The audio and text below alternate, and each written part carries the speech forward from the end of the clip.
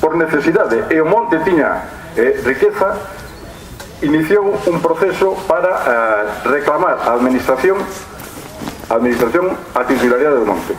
O presidente da Asociación de Veciños naquela era Antonio Cameselle Romero, e entre todos os veciños se buscou unhos céntimos veciños que formaron a primeira xunta rectora.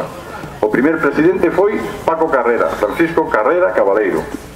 E xuntos con un centenar de veciños, algún deles ainda estamos por aquí, protagonizamos en Pontevedra o día 28 de marzo, o día da Conquista, que aquí era festivo, protagonizamos un encerro na delegación provincial da Xunta de Galicia en Pontevedra, xunto con outros comuneiros de outras comunidades, eran de Meis, quero recordar, da zona do Sanlés. Pois xuntos pelexamos coa administración e conseguimos a titularidade do monte.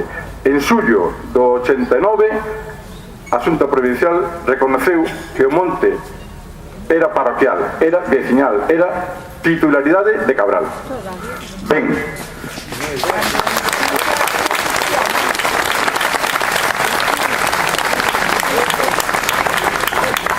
A primeira Xunta Rectora, mantendo o relieve do propio monte, fixo unha serie de plantacións con plantas autóctonas, unha zona de frutais na parte de alá, e todo iso se foi crecendo con mantenimento propio de Cabral, porque o monte é riqueza e dá para mantelo, para conservarlo, e hoxe estamos aquí todos disfrutando dele, aproveitando, disfrutando, veciños e veciñas de Cabral, pero está aberto a todos, porque o monte é comunal, é de titularidade de todos, aquí non se pecha nadie. Nin separamos os de Chapela para lá e os de Cabral para aquí, ni os de Teis que dicen que andan por aquí. Nós somos todos uns, defendemos o mismo, o común, o